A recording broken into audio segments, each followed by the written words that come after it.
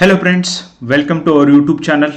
ನೋಡಿ, ಇವತ್ತಿನ ಪ್ರಜಾವಾಣಿ ಪತ್ರಿಕೆಯಲ್ಲಿ ಒಂದು ಶಾಕಿಂಗ್ ಆದಂಥ ನ್ಯೂಸನ್ನು ನಾನು ಓದಿದ್ದೀನಿ. ಯಾರ್ಯಾರೆಲ್ಲ ಇವನ್ ಯಂಗ್ಸ್ಟರ್ಸ್ ಆಗಿರಬಹುದು, ಮಕ್ಕಳಾಗಿರಬಹುದು, ಈ ಮೊಬೈಲ್ ಎಡಿಕ್ಷನ್ ಇರುವಂಥವರು ಕೇರ್ಫುಲ್ ಆಗಿರಬೇಕು. ಆ್ಯಂಡ್ ಪರ್ಟಿಕ್ಯುಲರ್ಲಿ ಅವೇರ್ನೆಸ್ ಮೂಡಿಸಲಿಕ್ಕಾಗಿಯೇ ಈ ಒಂದು ವಿಡಿಯೋನ ನಾನು ಮಾಡ್ತಾ ಇದ್ದೀನಿ. ಗಾಜಿಯಾಬಾದ್ ಉತ್ತರ ಪ್ರದೇಶದಲ್ಲಿ ಆದಂಥ ಈ ಒಂದು ಪ್ರಕರಣ, ಇಂಥ ಅದೆಷ್ಟೋ ಪ್ರಕರಣಗಳು ಈ ದೇಶದೊಳಗೆ ಆಗ್ತಿದ್ದಾವೆ. ಇವತ್ತಿನ ಚಿಕ್ಕ ಮಕ್ಕಳಾಗಿರಬಹುದು, ಇವರು ಶಾಲೆ ಒಂದು ಪ್ರಭಾವದಿಂದ ಆಗಿರ್ಬೋದು, ಶಾಲೆ ಒಳಗಿರುವಂಥ ಫ್ರೆಂಡ್ಸ್ಗಳಿಂದ ಪ್ರಭಾವದಿಂದ ಆಗಿರ್ಬೋದು, ಈ ಕೊರಿಯಾ ಸಂಸ್ಕೃತಿಗೆ ಪ್ರಭಾವಕ್ಕೆ ಒಳಗಾಗ್ತಿದ್ದಾರೆ. ಕೊರಿಯನ್ ಸಂಸ್ಕೃತಿ ಲೈಕ್ ಕೊರಿಯನ್ TV ಸೀರೀಸ್ ಅಂತ ಏನು ಬರ್ತವೆ, ಬಹಳಷ್ಟು ಜನ ಮಕ್ಕಳು ಅದನ್ನು ನೋಡ್ತಾರೆ. ನಿಮಗೆಲ್ಲ ಗೊತ್ತಿದ್ದಂಗೆ ಕೋವಿಡ್ ಬಳಿಕ ಶಾಲೆ ಬಿಟ್ಟಿದ್ದ ಮಕ್ಕಳೆಲ್ಲ, ಅಂದರೆ ಕೋವಿಡ್-19 ಒಳಗೆ ಏನು ಎಲ್ಲರೂ ಮೊಬೈಲ್ ಕೊಟ್ಟು ಮಕ್ಕಳನ್ನ ಕುಂಡ್ರಿಸುವಂಥ ಪರಿಸ್ಥಿತಿ ಬಂದಿತ್ತು. ಅವಾಗಿಂದನೂ ಕೂಡ ಈ ಒಂದು ಮೊಬೈಲ್ ಗೀಳಿಗೆ ಅಂಟ್ಕೊಂಡಿದ್ರು. ಆ್ಯಂಡ್ ಅವಾಗಿಂದನೂ ಕೂಡ ಶಾಲೆಗೆ ಹೋಗಿಲ್ಲ ಅಂತೆ 2019ರಿಂದ. ಆ್ಯಂಡ್ ಡೆಫಿನೆಟ್ಲಿ ಮನೆಯಲ್ಲಿ ಕೂತು ಆ ಫ್ರಸ್ಟ್ರೇಷನ್ ಕೂಡ ಆಗಿರ್ಬೋದು. 3 ಜನ ಮಕ್ಕಳು ಅವರ ಡೈರಿಯಲ್ಲಿ ಬರೆದಂಥ ಒಂದು ನಿಜ ಸಂಗತಿಯನ್ನು ನೋಡಿ ನಿಜವಾಗ್ಲೂ ಇಟ್ಸ್ ಅ ಶಾಕಿಂಗ್ ಒನ್. ಇವ್ರು ಏನು ಹೇಳ್ತಿದ್ದಾರೆ ಅಂದರೆ, ಕೊರಿಯಾ ಸಂಸ್ಕೃತಿಯ ಆಳವಾದ ಪ್ರಭಾವಕ್ಕೆ ಒಳಗಾಗಿದ್ದ ಮಕ್ಕಳು ಅಷ್ಟೇ ಅಲ್ಲ, ಕೌಟುಂಬಿಕ ಕಲಹದಿಂದ ಅನುಭವಿಸಿದ ಯಾತನೆ ಬಗ್ಗೆ ಕೂಡ ಅವರು ಡೈರಿ ಒಳಗೆ ಬರೆದಿದ್ದಾರೆ. ಕೊರಿಯಾ ಸಂಸ್ಕೃತಿ ಅಂತ ನಾನು ಹೇಳ್ತಾ ಇದ್ದೀನಿ. ಏನು ಹಿಂಗಂದರೆ ಕೊರಿಯಾ ಸಂಸ್ಕೃತಿ, ನಾನು ತರಗತಿಯಲ್ಲಿ ಬಹಳಷ್ಟು ಬಾರಿ ಈ ಕೊರಿಯಾ ಸಂಸ್ಕೃತಿ ಬಗ್ಗೆ ಕೂಡ ಮಾತಾಡಿದ್ದೀನಿ. ಆ್ಯಂಡ್ ಈವನ್ ಬಹಳಷ್ಟು ಜನ ಗರ್ಲ್ಸ್, ಪರ್ಟಿಕ್ಯುಲರ್ಲಿ ಹೆಣ್ಮಕ್ಳೇನಿದ್ದಾರೆ, ಈ ಕೊರಿಯಾ TV ಸೀರೀಸ್ ಆಗಿರಬಹುದು, ಈ ಕೊರಿಯನ್ ಸಂಸ್ಕೃತಿಗೆ ಅಡಾಪ್ಟ್ ಆಗಿರ್ತಾರೆ. ಆ್ಯಂಡ್ ನಾನು ಬಹಳಷ್ಟು ಹೆಣ್ಮಕ್ಳಿಗೆ ಕೇಳಿದಾಗ, ಯಾಕೆ ನಿಮಗೆ ಕೊರಿಯನ್ ಸೀರೀಸ್ನ ಯಾಕೆ ನೋಡ್ತೀರಿ, ಏನು ಇಷ್ಟ ಆಗುತ್ತೆ ಅಂದಾಗ, they treat human being better. ಅದರೊಳಗೂ ಗರ್ಲ್ಸ್ ಏನು ಹೇಳ್ತಾರೆ ಅಂದರೆ, in Korean culture they treat girls better, ಅಂದರೆ ಹೆಣ್ಣು ಮಕ್ಕಳನ್ನ ಅವರು ತುಂಬ ಚೆನ್ನಾಗಿ ನೋಡ್ಕೋತಾರೆ ಅನ್ನುವಂಥ ಮಾತನ್ನು, ಆನ್ಸರನ್ನು ನನಗೆ ಭಾಳ ಜನ ಗರ್ಲ್ಸ್ ಕ್ಲಾಸಲ್ಲೂ ಕೂಡ ಹೇಳಿದ್ದಾರೆ. ಈ ಒಂದು ಡೆತ್ ನೋಟನ್ನು ನೋಡಿದಾಗ, ಎಸ್, ಇವರು ಬರೆದಿದ್ದನ್ನು ನೋಡಿದಾಗ, ಲೈಫ್ ಬಹಳ ಸರ್ತಿ ನಾವು ಅಂದ್ಕೊಂಡಿರ್ತೀವಿ ಬಹಳ ಸುಂದರವಾಗಿರುತ್ತೆ, ನಮ್ಮ ಜೀವನ ಭಾಳ ಚೆನ್ನಾಗಿರುತ್ತೆ, ಹಿಂಗೆ ಎಲ್ಲ ಅನ್ಕೋತೀವಿ. ಆದರೆ every day every minute life ಸುಂದರವಾಗಿರೋದಿಲ್ಲ. ಆ್ಯಂಡ್ ನೀವು TV ಸೀರೀಸ್ ಒಳಗೋ ಸೋಷಿಯಲ್ ಮೀಡಿಯಾದೊಳಗೋ ನಾವೇನೋ ನೋಡ್ತೀವಲ್ವ, ಇನ್ನೊಬ್ಬರ ಜೀವನದ ವಿಡಿಯೋ ಮಾಡಿ ಹಾಕಿರ್ತಾರೆ, ಅದನ್ನೆಲ್ಲ ನೋಡಿ ನಮಗನ್ಸುತ್ತೆ ಅವ್ರ ಜೀವನದಂಗೆ ನಮ್ಮ ಜೀವನ ಇಲ್ಲ ಅಂತ. ಅದು ಮಕ್ಕಳಿಗೂ ಕೂಡ ಅನಿಸುತ್ತೆ, ಇವತ್ತಿನ ಯಂಗ್ಸ್ಟರ್ಸ್ಗೂ ಕೂಡ ಅನಿಸುತ್ತೆ. ಆದರೆ ರಿಯಾಲಿಟಿ ಅನ್ನೋದು ಬಹಳನೇ ದೂರ ಇರುತ್ತೆ. ಪ್ರತಿಯೊಬ್ಬ ಯಾರು ಕಾಮಿಡಿ ಮಾಡಿ ಇನ್ನೊಬ್ಬರನ್ನ ನಗಿಸ್ತಾರೆ, ಅವ್ರ ಜೀವನನೇ ದುರಂತ, ಎಷ್ಟೋ ಬಾರಿ ದುರಂತದೊಳಗಿರುತ್ತೆ, ದುರಂತ ಅಂತ್ಯವನ್ನು ಕಾಣಿಸುತ್ತೆ. ಆ್ಯಂಡ್ ಅವರು ಪ್ರೊಫೆಷನ್ ಅದು ಕಾಮಿಡಿ ಮಾಡೋದು. ಭಾಳ ಸರ್ತಿ ಎಲ್ಲ ಅನ್ಕೋತಾರೆ ಇವರು ಎಷ್ಟು ಚೆನ್ನಾಗಿ ನಕ್ಕೋತು ಇರ್ತಾರೆ, ಯಾವತ್ತು ಇದ್ರೆ ಜೀವನ ಹಂಗಿರಬೇಕು ಅಂತ. ಬಟ್ ಪರದೆ ಹಿಂದಿರುವಂಥದ್ದನ್ನು ಬಹಳಷ್ಟು ಸರ್ತಿ ಅವ್ರಿಗೆ ಗೊತ್ತಿರೋದಿಲ್ಲ, ಮಕ್ಕಳಿಗೂ ಕೂಡ ಗೊತ್ತಿರೋದಿಲ್ಲ. ಆ್ಯಂಡ್ ನಿಶಿಕಾ 16 ವರ್ಷ, ಪ್ರಾಚಿ 14 ವರ್ಷ, ಪಾಕಿ 12 ವರ್ಷದ 3 ಮಕ್ಕಳು. ಇವರು 3 ಜನರು ಮೊಬೈಲ್ ಕಸ್ಕೊಂಡಿದ್ದಕ್ಕೆ ಇವರು 8ನೇ ಫ್ಲೋರ್ ಬಿಲ್ಡಿಂಗಲ್ಲಿ ಹೋಗಿ ಅಲ್ಲಿಂದ ಬಿದ್ದು ಆತ್ಮಹತ್ಯೆಯನ್ನು ಮಾಡಿಕೊಂಡಿದ್ದು. ಆ್ಯಂಡ್ ಈ ಒಂದು ಕೊರಿಯಾ ಮೇ ಬಿ ಇವನ್ ಕೆಲವೊಂದು ಗೇಮ್ಸ್ಗಳಿದ್ದಾವೆ, ಆ ಗೇಮ್ಗಳನ್ನು ಆಡಿದರೆ ಅವರು ಮಕ್ಕಳಿಗೆ ಟಾಸ್ಕ್ಗಳನ್ನು ಕೊಡ್ತಾರೆ. ನೆಕ್ಸ್ಟ್ ನೀವು ಈ ಕೆಲಸ ಮಾಡಬೇಕು, ನೆಕ್ಸ್ಟ್ ನೀವು 8ನೇ ಫ್ಲೋರನ್ನು 2 ನಿಮಿಷದೊಳಗೆ ಹತ್ತಬೇಕು, ಅದು ಆದಮೇಲೆ 8ನೇ ಫ್ಲೋರಿಂದ ಕೆಳಗೆ ಸಿಗಬೇಕು. ಈ ಥರದ ಒಂದು ಗೇಮ್ಸ್ಗಳು ಕೂಡ ಇದ್ದಾವೆ. ಈ ಆ್ಯಂಗಲಿಂದನೂ ಕೂಡ ಇದರ ಒಂದು ಎನ್ಕ್ವೈರಿ ನಡೀತಾ ಇದೆ. And it is so unfortunate guys. ಇವತ್ತು ಮಕ್ಕಳನ್ನು ಬೆಳೆಸೋದು ತುಂಬಾ ಚಾಲೆಂಜಿಂಗ್ ಆಗಿದೆ. ಅದರೊಳಗೂ ಈ ಮೊಬೈಲ್ ಹಿಡಿದಂಥ ಮಕ್ಕಳಂತೂ ಇನ್ನೂ ಡೇಂಜರಸ್. ಯಾಕಂದರೆ ಅವು ಕರೆಕ್ಟಾಗಿ ಊಟ ಮಾಡೋದಿಲ್ಲ, ಊಟ ಮಾಡಬೇಕಾದ್ರೂ ಕೂಡ ಮೊಬೈಲ್ ನೋಡೋದ್ರಿಂದ ಮಾಡಿರುವಂಥ ಊಟ ಕರೆಕ್ಟಾಗಿ ಡೈಜೆಸ್ಟ್ ಆಗೋದಿಲ್ಲ. ಭಾಳ ಸರ್ತಿ ಇವತ್ತಿನ ಮಕ್ಕಳು ಏನಾಗಿದೆ ಅಂದರೆ ಪರಿಸ್ಥಿತಿ, ಏನು ಊಟ ಮಾಡಿದೆಯಾ ಅಂತ ಕೇಳಿದರೆ, ಮಮ್ಮಿ ನಾನು ಏನು ಊಟ ಮಾಡಿದ್ದೀನಿ ಸ್ವಲ್ಪ ಹೇಳು ಅನ್ನುವಂಥ ಅಷ್ಟು ಬ್ಯುಸಿ ಆಮೇಲೆ ಅವರಿಗೆ ಬೇಕಾಗಿದ್ದು ಎಲ್ಲ ಬೇಗ ಸಿಗಬೇಕು. ಆ್ಯಂಡ್ ಪೇಷನ್ಸ್ ಅನ್ನೋದು ತುಂಬ ಕಡಿಮೆ ಆಗ್ತಾ ಇದೆ. ಆ್ಯಂಡ್ ಸ್ಕ್ರೀನಲ್ಲಿ ಸೋಷಿಯಲ್ ಮೀಡಿಯಾದೊಳಗೆ ನೋಡುವಂಥದ್ದು ಎಲ್ಲ ಸತ್ಯ ಅಂತ ತಿಳ್ಕೊಳ್ಳುವಂಥ ಮಕ್ಕಳ ಸಾಮಾನ್ಯವಾದಂಥ ಸ್ವಭಾವ ಏನಿದೆಯೋ ಅದಕ್ಕೂ ಕೂಡ ಪೇರೆಂಟ್ಸು ಕರೆಕ್ಟಾಗಿ ರೆಗ್ಯುಲೇಟ್ ಮಾಡಬೇಕು. ಈ ಥರದ ಒಂದು ಗಂಭೀರವಾದಂಥ ಪರಿಸ್ಥಿತಿಯೊಳಗೆ ಭಾರತದ ಮಕ್ಕಳಿದ್ದಾರೆ. ಆ್ಯಂಡ್ ಎಸ್, ಕೊರಿಯಾ ಸಂಸ್ಕೃತಿಯ ವಿಷಯಕ್ಕೆ ಬಂದಾಗ ನಾವು ಅನ್ಕೋತೀವಿ ಭಾಳ ಸರ್ತಿ, as Koreans treat human being better ಅಂತ. ಕೊರಿಯನ್ ಸಂಸ್ಕೃತಿಯಲ್ಲಿ ಇರ್ಬೋದು ಗೈಸ್, ಬಾಯ್ಸ್ನ ಹೆಂಗೆ ಟ್ರೀಟ್ ಮಾಡಬೇಕು ಅಂತ ಗರ್ಲ್ಸ್ಗೆ ಚಿಕ್ಕವರಿದ್ದಾಗ ಕಲಿಸಿರ್ತಾರೆ, ಗರ್ಲ್ಸ್ನ ಹೆಂಗೆ ಟ್ರೀಟ್ ಮಾಡಬೇಕು ಅಂತ ಬಾಯ್ಸ್ಗೆ ಕಲಿಸಿರ್ತಾರೆ. ಎಸ್, ನಾವು ಯಾವ ಸಂಸ್ಕೃತಿಯಲ್ಲಿ ಹುಟ್ಟಿದ್ದೀವಿ ಈ ಸಂಸ್ಕೃತಿಗೆ ಅಡಾಪ್ಟ್ ಆಗಿ ಬದುಕೋದನ್ನು ಕಲಿಬೇಕೇ ಹೊರತು ಭಾಳ ಸರ್ತಿ ಹುಡುಗ ಕೊರಿಯನ್ ಸೀರೀಸ್ ನೋಡಿದ್ದಾನೆ, ಓಕೆ ಕೆಲವೊಂದು ಥಿಂಗ್ಸ್ನ ಕಲ್ತಿರ್ಬೋದು, ಹುಡುಗಿ ಕೊರಿಯನ್ ಸೀರೀಸ್ ನೋಡಿರ್ತಾಳೆ, ಅವಳು ಕೆಲವೊಂದು ಥಿಂಗ್ಸ್ನ ಕಲ್ತಿರ್ಬೋದು. ಆದರೆ ಹುಡುಗ ಕಲ್ತಿದ್ದು ಹುಡುಗಿಗೆ ಗೊತ್ತಿಲ್ಲ, ಹುಡುಗಿ ಕಲ್ತಿದ್ದು ಹುಡುಗನಿಗೆ ಗೊತ್ತಿಲ್ಲ, ಇಬ್ಬರೂ ನೋಡಿರ್ಲಿಕ್ಕಿಲ್ಲ. ಆ್ಯಂಡ್ ಬಹಳ ಸರ್ತಿ ಈ ಥರ ಒಂದು ಕ್ಲ್ಯಾಶ್ಗಳು ಆಗ್ತವೆ. ಆ್ಯಂಡ್ ಕೌಟುಂಬಿಕ ಕಲಹಗಳು ಇಂಡಿಯಾದೊಳಗೆ ಈ ಒಂದು ಮ್ಯಾನ್ ಹ್ಯಾಂಡಲಿಂಗ್, ಏನಾದರೂ ಜಗಳ ಆದರೆ ಹೊಡೆಯೋದು ಬಡಿಯೋದು.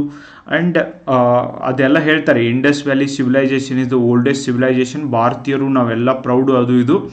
ನನಗಂತೂ ಹಂಗೆ ಅನ್ಸೋದಿಲ್ಲ. ಸಿಟ್ಟು ಬಂದಾಗ ಸಿವಿಲೈಸೇಷನು ಇಲ್ಲ, ಮಣ್ಣು ಮಸಿನೂ ಇಲ್ಲ, ಯಾರು ಬೇಕಾದವ್ರು ಬಾಯಿ ಒಳಗೂ ಏನು ಬೇಕಾದ್ರೂ ಬರುತ್ತೆ. And that is very very dangerous. ಅದಕ್ಕೆ ಮೂಲ ಕಾರಣ ಈವನ್ ಆ್ಯಂಗ್ಸೈಟಿ, ಡಿಪ್ರೆಷನ್, ಸ್ಟ್ರೆಸ್ ಆಗಿರ್ಬೋದು. Social media is the major reason. So dairy ಒಳಗೆ ಈ ಮಕ್ಕಳು ಬರೆದಿದ್ದು ಏನಂದರೆ, ಕೊರಿಯಾ ಮೇಲೆ ಅಪಾರ ಪ್ರೀತಿ ಮತ್ತು ಅಭಿಮಾನವನ್ನು ಮಕ್ಕಳು ಬೆಳೆಸ್ಕೊಂಡಿದ್ರು. ಇವರ ಒಂದು ತಂದೆಯ ಆರ್ಥಿಕ ಸಂಕಷ್ಟಕ್ಕೆ ಒಳಗಾಗಿದ್ದರು. ಆ ಒಂದು ಕೊರಿಯನ್ ಸೀರೀಸನ್ನು ಇವರು ಡೈಲಿ ನೋಡ್ತಿದ್ರಂತೆ. ಆ್ಯಂಡ್ ಅಷ್ಟೇ ಅಲ್ಲ, ನಾವು ಕೊರಿಯಾವನ್ನು ಪ್ರೀತಿಸುತ್ತೇವೆ, ಪ್ರೀತಿ ಅಂತೆ. ಅದಕ್ಕೆ ಗೈಸ್, ಯಾರನ್ನು ಇಷ್ಟು ಪ್ರೀತಿಸೋ ಅವಶ್ಯಕತೆ ಇಲ್ಲ, ಕೊರಿಯಾನು ಪ್ರೀತಿಸೋ ಅವಶ್ಯಕತೆ ಇಲ್ಲ, ಬೇರೆ ಯಾರನ್ನೂ ಪ್ರೀತಿಸೋ ಅವಶ್ಯಕತೆ ಇಲ್ಲ, ಅವರನ್ನೇ ಅವ್ರು ಪ್ರೀತಿಸಬೇಕು. ಬಿಕಾಸ್ ನಾಳೆ ದಿನ ಯಾವುದೋ ಇಲ್ಲ ಅನ್ನಿಸ್ಬೋದು, ಇದು ನಿಜವಾದ ಜೀವನದ ಕತೆ, ಇದನ್ನು ನಂಬಿ ಅಂತ ಕೂಡ ಬರೆದಿದ್ದಾರೆ. ಮತ್ತು ಅವ್ರ ತಂದೆಗೆ ಸಾರಿ ಅಂತ ಕೂಡ ಬರೆದಿದ್ದಾರೆ. ಆ್ಯಂಡ್ ಇನ್ನೊಂದು ಶಾಕಿಂಗ್ ಮೆಸೇಜ್ ಏನು ಅಂದರೆ, yes that is what corporal punishment. ಭಾರತದೊಳಗೆ ಈವನ್ ಕುಟುಂಬದೊಳಗೂ ಕೂಡ ಏನಾದರೂ ಆದರೆ ಹೊಡೆಯೋದು, ಜೋರು ಜಗಳಾಡೋದು, this is definitely part of our culture. ಅದು ಮೊದಲಿನಿಂದನೂ ನಡ್ಕೊಂಡ್ಬಂದಿದೆ. ಇವತ್ತು ಕೂಡ ನೋಯಿಂಗ್ಲಿ ಅನ್ನೋಯಿಂಗ್ಲಿ ಬಹಳ ಜನ ಈ ಥರ ಮಾಡ್ತಾರೆ. ಇದನ್ನೆಲ್ಲ ನೋಡಿದಂಥ ಮಕ್ಕಳು I am sure Korean series ಒಳಗೆ ಇಂಥವೇನು ನಿಮಗೆ ಕಾಣಿಸೋದಿಲ್ಲ. ಬರೀ ಚೆನ್ನಾಗೇ ನೋಡ್ಕೋತಾರೆ ನಮ್ಮನ್ನು, ಬರೀ ಪ್ರೀತಿಯಿಂದನೇ ನಮ್ಮನ್ನು ನೋಡ್ಕೋತಾರೆ ಅಂತ ಯಾರಾದರೂ ಹೆಣ್ಮಕ್ಳು ಯಾರಾದರೂ ತಿಳ್ಕೊತಿದ್ರೆ ದಯವಿಟ್ಟು ಆ ಥರ ತಿಳ್ಕೊಳ್ಳೋದು ತಪ್ಪು. ನಮ್ಮ ಸಿಚುವೇಶನ್ಗೆ, ನಮ್ಮ ಸಂಸ್ಕೃತಿಗೆ, ಪ್ರತಿಯೊಬ್ಬರು ಹುಟ್ಟಿ ಬೆಳೆದಂಥ ಒಂದು ಸಂಸ್ಕೃತಿನೇ ಬೇರೆ ಇರುತ್ತೆ. ಸೊ ಆವಾಗ ನಿಮ್ಮ ಒದೆಗಳನ್ನು ತಿನ್ನುವುದಕ್ಕಿಂತ ನಾವು ಸಾಯುವುದೇ ಲೇಸು. ಅದಕ್ಕಾಗಿಯೇ ನಾವು ಆತ್ಮಹತ್ಯೆಯನ್ನು ಮಾಡ್ಕೊಳ್ತಿದ್ದೀವಿ. ಎಸ್, ಅದರೊಳಗೂ ಸಿಟಿ ಒಳಗೆ ಚಿಕ್ಕ ಮಕ್ಕಳನ್ನು ಮ್ಯಾನೇಜ್ ಮಾಡೋದು it become very very big task. Because ಯಾವಾಗ ಇಬ್ಬರು ಪೇರೆಂಟ್ಸ್ ವರ್ಕಿಂಗ್ ಇದ್ದಾರೆ ಆ್ಯಂಡ್ ಅದು ತೀರಲಾಗದ ಒಂದು ಟಾರ್ಚರ್ ಆಗ್ತಾ ಇದೆ ಮಕ್ಕಳನ್ನು ಒಂದು ಬೆಳೆಸುವಂಥ ಸಂದರ್ಭದಲ್ಲಿ. And on top of that ಈ ಒಬ್ಬ ತಂದೆ ಏನಿದ್ದಾರೆ ಅವರಿಗೆ ಇಬ್ಬರು ಪತ್ನಿಯರಂತೆ. ಆ್ಯಂಡ್ ಇಬ್ಬರು ಪತ್ನಿಯರಿದ್ದಾಗ ಅವರ ಮೊದಲ ಹೆಂಡತಿಯಿಂದನೂ ಮಕ್ಕಳಿದ್ದಾರೆ, ಎರಡನೇ ಹೆಂಡತಿಯಿಂದನೂ ಮಕ್ಕಳಿದ್ದಾರೆ. ಅಫ್ಕೋರ್ಸ್ ಈ ಒಂದು ಫ್ಯಾಮಿಲಿ ಒಳಗೆ ಹೆಚ್ಚು ಸಮಸ್ಯೆಗಳಾಗಿರೋದ್ರಿಂದ ಇದನ್ನೆಲ್ಲ ನೋಡಿದಂಥ ಮಕ್ಕಳು ಈ ಥರ ಕೊರಿಯಾದ ಬಗ್ಗೆ ಬರೆದಿರೋದಾಗಿರ್ಬೋದು ಆ್ಯಂಡ್ ಆತ್ಮಹತ್ಯೆಯನ್ನು ಮಾಡ್ಕೊಂಡಿದ್ದಾಗಿರ್ಬೋದು. ದ್ಯಾಟ್ಸ್ ವೈ ಆಸ್ಟ್ರೇಲಿಯಾದೊಳಗೈದ್ಲ ರೀಸೆಂಟ್ಲಿ 16 ಇಯರ್ಸ್ಗಿಂತ ಕಡಿಮೆ ವಯಸ್ಸಿರುವಂಥ ಮಕ್ಕಳು ಯಾವುದೇ ಕಾರಣಕ್ಕೂ ಸೋಷಿಯಲ್ ಮೀಡಿಯಾನ ಬಳಸಂಗಿಲ್ಲ ಅಂತ ಪ್ರಾಹಿಬಿಷನ್ ಮಾಡಿದೆ. ನನಗನ್ಸುತ್ತೆ ಭಾರತದೊಳಗೆ ಇದನ್ನು 16 ವರ್ಷಕ್ಕಿಂತ ಕಡಿಮೆ ವಯಸ್ಸಿನ ಮಕ್ಕಳು ಸೋಷಿಯಲ್ ಮೀಡಿಯಾನ ಬ್ಯಾನ್ ಮಾಡೋದು. ಸೋಷಿಯಲ್ ಮೀಡಿಯಾ ಅಂದರೆ ವಾಟ್ಸಪ್, ಟ್ವಿಟ್ಟರ್ ಆಗಿರ್ಬೋದು ಆ್ಯಂಡ್ ಇನ್ಸ್ಟಾಗ್ರಾಮ್ ಆಗಿರ್ಬೋದು, ಫೇಸ್ಬುಕ್ ಆಗಿರ್ಬೋದು, ಇವೆಲ್ಲ ಸಾಮಾಜಿಕ ಮಾಧ್ಯಮಗಳನ್ನು ಉಪಯೋಗ ಮಾಡೋದನ್ನು ಬ್ಯಾನ್ ಮಾಡಲಾಗಿದೆ. ಭಾರತದೊಳಗೆ ಅದನ್ನು ಮಾಡಲಿಕ್ಕೆ ಸಾಧ್ಯ ಆಗಿರಲಿಕ್ಕಿಲ್ಲ. ಅಟ್ಲೀಸ್ಟ್ ಅವೇರ್ನೆಸ್ ಮೂಡಿಸುವಂಥ ಅವಶ್ಯಕತೆ ಇದೆ. ಯಾಕಂದರೆ ಮಕ್ಕಳ ಮಾನಸಿಕ ಆರೋಗ್ಯದ ಮೇಲೆ, ದೈಹಿಕ ಆರೋಗ್ಯದ ಮೇಲೆ, ಮಕ್ಕಳ ಮನಸ್ಥಿತಿ ಮೇಲೆ, ಮಕ್ಕಳು ಬೆಳೆಸುವಂಥ ಸಂಬಂಧಗಳ ಮೇಲೆ ತಂದೆ ತಾಯಿಯನ್ನು ನೋಡುವಂಥ ರೀತಿಯ ಮೇಲೆ ಬಹಳಷ್ಟು ವೇಗಳಲ್ಲಿ ಮಕ್ಕಳ ಮನಸ್ಸು ಮೇಲೆ ಇದು ನೆಗೆಟಿವ್ ಇಂಪ್ಯಾಕ್ಟ್ ಕೂಡ ಬೀಳುತ್ತೆ. ಎವ್ರಿ ಟೈಮ್ ಮಕ್ಕಳು ಸಾಮಾಜಿಕ ಮಾಧ್ಯಮದೊಳಗೆ ಏನೋ ನೋಡಿದಾಗ ಅದನ್ನು ಪಾಸಿಟಿವ್ ಆಗಿ ವಿಚಾರ ಮಾಡೋದಿಲ್ಲ. ನಿಮಗೆ ಹೇಳಬೇಕು ಅಂದರೆ ಸಾಮಾಜಿಕ ಮಾಧ್ಯಮದೊಳಗಿರುವಂಥ ಅದರೊಳಗೂ ಯಾರೋ ಹಾಕಿರುವಂಥ ಸ್ಟೇಟಸ್ ನೋಡಿ ಪ್ರಭಾವಕ್ಕೆ ಒಳಗಾಗುವಷ್ಟು ವೀಕ್ ಮನಸ್ಥಿತಿಯ ಯುವಕ ಯುವತಿಯರು ಬಹಳಷ್ಟು ಜನ ಇವತ್ತು ಈ ದೇಶದೊಳಗೆ ಇದ್ದಾರೆ. It is so unfortunate guys. Okay, ಇನ್ನೊಬ್ಬರು ಸ್ಟೇಟಸ್ ನೋಡಿ ನಮ್ಮ ಮೂಡ್ ಚೇಂಜ್ ಆಗುತ್ತೆ ಅಂದರೆ ನಮ್ಗಿಂತ ವೀಕ್ ಮೈಂಡ್ಸೆಟ್ ಯಾರ್ದು ಇಲ್ಲ. And don't ever think, I kept telling this to many times in classes also. ನನ್ನ ತರಗತಿಗಳಲ್ಲೂ ಕೂಡ ಹೇಳಿದ್ದೀನಿ, ಯಾರೋ ಸ್ಟೇಟಸಲ್ಲಿ 4-5 ಫೋಟೋ ಹಾಕಿದ್ದಾರೆ ಅಂದರೆ ಅವರ ಜೀವನ ತುಂಬ ಚೆನ್ನಾಗಿದೆ, ಇದ್ದರೆ ಹಂಗಿರಬೇಕು ಜೀವನ, ನಂದು ಒಂದು ಜೀವನನ ನಾನು ಯಾವ ಥರ ಜೀವನ ಜೀವಿಸ್ತಿದ್ದೀನಿ ಅನ್ನುವಂಥ ಒಂದು ಥಾಟ್ಸ್ಗಳು ನಿಮ್ಮ ಹತ್ರ ಬರ್ತಿದ್ರೆ that is what called fear of missing out. Okay, so please think remember that ಒಂದು ದಿನ ಅಂದರೆ 24 ತಾಸೊಳಗೆ ತಕ್ಕೊಂಡಿರುವಂಥ 50 ಫೋಟೋಗಳಲ್ಲಿ ಚೆನ್ನಾಗಿ ಬಂದಿರುವಂಥ, ಅಫ್ಕೋರ್ಸ್ ಯಾರು ಬೇಕಾದರೂ ಸ್ಟೇಟಸ್ ಹಾಕಬೇಕಾದ್ರೆ ಚೆನ್ನಾಗಿ ಬಂದಿರೋ ಫೋಟೋನ ಹಾಕ್ತಾರೆ. 50 ಫೋಟೋಗಳಲ್ಲಿ ಸ್ಮೈಲ್ ಮಾಡಿದ್ದು ಅಥವಾ ಬೇಕು ಅಂತ ಸ್ಮೈಲ್ ಮಾಡಿದ್ದು ಅಂಥ ಒಂದು 5 ಫೋಟೋಗಳನ್ನು ಹಾಕಿ ಅವರು ಸ್ಟೇಟಸ್ನಲ್ಲಿ ಅವರಷ್ಟಕ್ಕೆ ಅವ್ರು ಏನು ತಿಳ್ಕೊಂಡಿರ್ತಾರೋ ಅದನ್ನು ತೋರಿಸ್ತಿರ್ತಾರೆ. ಅದನ್ನು ನೋಡಿ ಇನ್ನೊಬ್ಬರ ಮನಸ್ಥಿತಿ ಮೇಲೆ ಯಾವುದೇ ಥರನಾದಂಥ ಇಂಪ್ಯಾಕ್ಟ್ ಆಗಬಾರ್ದು. ಪ್ಲೀಸ್ ಆಲ್ವೇಸ್ ಥಿಂಕ್ ದ್ಯಾಟ್ ನಾವು ಸ್ಟೇಟಸ್ನಲ್ಲಿ ತೋರಿಸ್ಕೊಳ್ಳೋ ಹಾಗೆ ಜೀವನ ಇರೋದಿಲ್ಲ. ನಮ್ಮ ಸಂಸ್ಕೃತಿನೇ ಬೇರೆ, ಕೊರಿಯನ್ ಸಂಸ್ಕೃತಿನೇ ಬೇರೆ. ಆ್ಯಂಡ್ ಬಹಳಷ್ಟು ಜನ ಮದುವೆ ಆಗದೇ ಹಾಗೆ ಉಳಿತಿದ್ದಾರೆ ಆ್ಯಂಡ್ ಅನ್ಕೋತಿದ್ದಾರೆ ಇದ್ರೆ ನನಗೆ ಗಂಡ ಸಿಕ್ಕರೆ ಆ ಕೊರಿಯನ್ ಸೀರಿಯಸ್ ಅಲ್ಲಿ ಇರುವ ಹಾಗೆ ಇರಬೇಕು, ಅಥವಾ ನನ್ನ ಬಾಯ್ ಫ್ರೆಂಡ್ ಇದ್ದವನು ಅದೇ ಥರ ಇರಬೇಕು ಹಾಗೆ ಅಂತ. ಈ ಓವರ್ ಎಕ್ಸ್ಪೆಕ್ಟೇಷನ್, ಯಾವಾಗ ನೀವು ಆ ಥರ ಎಕ್ಸ್ಪೆಕ್ಟ್ ಮಾಡ್ತಿರೋ ಮುಂದಿನವ್ರು ಆ ಸೀರೀಸು ನೋಡಿಲ್ಲ, ಆ ಕಲ್ಚರು ಗೊತ್ತಿಲ್ಲ ಅಂದರೆ how can you think that they will treat you like that? Okay, so ಆದ್ದರಿಂದ ಈ ಓವರ್ ಎಕ್ಸ್ಪೆಕ್ಟೇಷನ್. ಒಂದನೇದು, ಮೊಬೈಲ್ನಲ್ಲಿ ಬರ್ತಾ ಇರೋದು ಎಲ್ಲ ಸತ್ಯ ಅಂತ ತಿಳಿದುಕೊಳ್ಳೋದು ವೆರಿ ವೆರಿ ಡೇಂಜರಸ್ ಗೈಸ್. ಇವತ್ತಿನ ಪ್ರಜಾವಾಣಿ ಪತ್ರಿಕೆಯಲ್ಲಿ 2 ಆರ್ಟಿಕಲ್ಸ್ಗಳು ಬಂದಿದ್ದಾವೆ. ಇದು ಒಂದು ನಿಜವಾಗ್ಲೂ ಶಾಕಿಂಗ್ ಆದಂಥದ್ದು. ಇನ್ನೊಂದು ಆರ್ಟಿಕಲ್ನ ನಾನು ನಿಮಗೆ ತೋರಿಸ್ತೀನಿ. ಮಕ್ಕಳ ಬಾಲ್ಯ ಭವಿಷ್ಯ ಕಸಿಯುವ ಮೊಬೈಲ್ಗಳು. This is also very very good article guys. ಅದರೊಳಗೂ ಯಾರು ಪೇರೆಂಟ್ಸ್ ಆಗೋರಿದ್ದಾರೆ ಅವರೆಲ್ಲರೂ ಕೂಡ ತಿಳಿದುಕೊಳ್ಳಲೇಬೇಕಾದಂಥದ್ದು ಮೊಬೈಲ್ ಗೇಮ್ಗಳು, ಆಮೇಲೆ ಮೊಬೈಲ್ನ ಅತಿಯಾದ ಬಳಕೆ ಸೃಷ್ಟಿಸಿದ ದಿಗ್ಭ್ರಮೆ. ಡೆಫಿನೆಟ್ಲಿ ಇದು ದಿಗ್ಭ್ರಮೆಯನ್ನು ಒಂದು ಮೂಡಿಸುವಂಥ ಜಗತ್ತಿನ ಬಹುತೇಕ ದೇಶಗಳಲ್ಲಿ ಮೊಬೈಲ್ ಫೋನ್ಗಳು ಮತ್ತು ಮಕ್ಕಳ ಒಂದು ಸಮಸ್ಯೆ, ಅವರು ಉಪಯೋಗ ಮಾಡುವಂಥ ಸಮಸ್ಯೆಯಿಂದಾಗಿರ್ಬೋದು, ಇದು ಹೆಚ್ಚು ಸಮಸ್ಯೆ ಆಗ್ತಾ ಇದೆ. ಮನಸ್ಸಿನ ನಿಯಂತ್ರಣ ತಪ್ತಾ ಇದೆ. ಮಕ್ಕಳ ಹತ್ರ ಮಾತ್ರ ಅಲ್ಲ, ಯಾರು ಸುಮ್ಮನೆ ಮನೆಯಲ್ಲಿ ಕೂತು ಮೊಬೈಲ್ ನೋಡ್ತಿದ್ದಾರೆ ಅವರಿಗೆಲ್ಲರ ಮನಸ್ಸಿನ ನಿಯಂತ್ರಣವನ್ನು ತಪ್ಪಿಸ್ತಾ ಇರೋದೇ ಈ mobile phone. Okay, that's why ನಾವು ಒಂದಿಲ್ಲ ಒಂದು ಕೆಲಸದೊಳಗೆ ಭಾಳ ಜನ ಫಿಸಿಕಲ್ ಆ್ಯಕ್ಟಿವಿಟೀಸನ್ನ ಮಾಡೋದನ್ನು ಬಿಟ್ಟಿದ್ದಾರೆ. ಅವರು ಮೊಬೈಲ್ನಲ್ಲಿನೇ ಏನೋ ನೋಡಿದರೆ ನನಗೂ ಕೂಡ ಉಪಯೋಗ ಆಗುತ್ತೆ ಅಂತ ತಿಳ್ಕೊಂಡಿದ್ದಾರೆ. ಡಿಜಿಟಲ್ ಸಾಧನಗಳ ಅತಿಯಾದ ವ್ಯಸನದಿಂದ ಗಂಭೀರವಾದಂಥ ಆರೋಗ್ಯ ಸಮಸ್ಯೆಗಳು ನಮ್ಮ ಮೇಲೆ ಆಗ್ತಿದ್ದಾವೆ. ಮೊಬೈಲ್ ಗೀಳು ಹೆಚ್ಚಾದಂತೆ ಮಕ್ಕಳಲ್ಲಿ ಒಂಟಿತನ ನೋಡಿ ಯಾವ ರೇಂಜಿಗೆ ಈ ಲೋನ್ಲಿನೆಸ್ ಆಗ್ತಾ ಇದೆ ಅಂದರೆ, ನನಗೆ ಯಾರೂ ಬೇಡ, ಮೊಬೈಲ್ ಒಂದಿದ್ರೆ ಸಾಕು. ಅದರೊಳಗೂ ಜೆನ್ಜೀಸ್, ಓಕೆ, ಕಿಡ್ಸ್ ಏನಿದ್ದಾರೆ ವೆರಿ ವೆರಿ ಡೇಂಜರಸ್. ಅದಕ್ಕೇನೆ ಸೈಕಾಲಜಿಕಲ್ ಡಿಸಾರ್ಡರ್, ಅತಿಯಾದಂಥ ಸಿಟ್ಟಿಗೆ ಇರೋದಾಗಿರ್ಬೋದು, ಆಮೇಲೆ ನನ್ನ ಜೀವನನೇ ಮುಗೀತು ಅಂತ ಕುಂಡ್ರೋದಾಗಿರ್ಬೋದು. These all are features of loneliness and ಅಸಹಿಷ್ಣುತೆ. ಯಾರನ್ನಾದ್ರೂ ನೋಡಿದರೆ ಅವನ್ನ ಬಡಿಬೇಕು, ಅವ್ರನ್ನ ಹೊಡಿಬೇಕು, ಅದನ್ನು ಹೊಡಿಬೇಕು. ಇವನ್ ಪ್ರಾಣಿಗಳನ್ನು ನೋಡಿದರೂ ಕೂಡ ಅದನ್ನು ಏನೋ ಮಾಡಬೇಕು ಅನ್ನುವಂಥ ಅಸಹಿಷ್ಣುತೆ ಮನೋಭಾವ. ಆಮೇಲೆ ಯಾವತ್ತೂ ನಿರಾಸಕ್ತಿ, ಇದು ಆಗೋದಿಲ್ಲ, ಅದು ಆಗೋದಿಲ್ಲ, ಹಂಗಾದರೆ ಹೆಂಗೆ, ಹಿಂಗಾದರೆ ಹೆಂಗೆ. ಇವನ್ ಹಠಮಾರಿತನ, ಮೊದಲೇ ಮಕ್ಕಳು ಹಠಮಾರಿ ಇರ್ತವೆ. ಅದರೊಳಗೂ ಇವತ್ತು ಯಾರು ಒಂದೇ ಮಗುನ ಹಿಡ್ದಿದ್ದಾರೆ ಆ ಮಕ್ಕಳಂತೂ ನೆಕ್ಸ್ಟ್ ಲೆವೆಲ್ಗೆ ಇರ್ತವೆ. ಇನ್ನು ಆಟ ಪಾಠಗಳಲ್ಲಿ ಆಸಕ್ತಿ ಕುಂದುತ್ತಾ ಇದೆ. ಊಟನೂ ಕೂಡ ಮಾಡಲಿಕ್ಕೆ ಇಷ್ಟ ಇಲ್ಲ. ನಿದ್ದೆ, ದೈನಂದಿನ ಚಟುವಟಿಕೆ ಮೇಲೂ ಕೂಡ ಮೊಬೈಲ್ ಬಹಳನೇ ಇಂಪ್ಯಾಕ್ಟ್ ಆಗುತ್ತೆ. ಯಾರು ಮಾತಾಡ್ತಿದ್ದಾರೆ, ಚಿಕ್ಕವ್ರು ಬಂದಿದ್ದಾರೆ, ದೊಡ್ಡವರಿದ್ದಾರೆ, ನಾನು ಅವ್ರಿಗೆ ಮಾತಾಡಿಸ್ಬೇಕು ಆ್ಯಂಡ್ ಅವ್ರ ಜೊತೆಗೆ ಒಂದು ಉತ್ತಮ ಸಂಬಂಧ, ಬಾಂಧವ್ಯ ಅನ್ನೋದು ಇಂಪಾರ್ಟೆಂಟ್, ಸಂಬಂಧಗಳಿಗೆ ಮಹತ್ವ ಕೊಡಬೇಕು. ಇವೆಲ್ಲವೂ ಕೂಡ ಮಾಯ ಆಗಲಿಕ್ಕೆ ಮೊಬೈಲೇ ಮೂಲ ಕಾರಣ.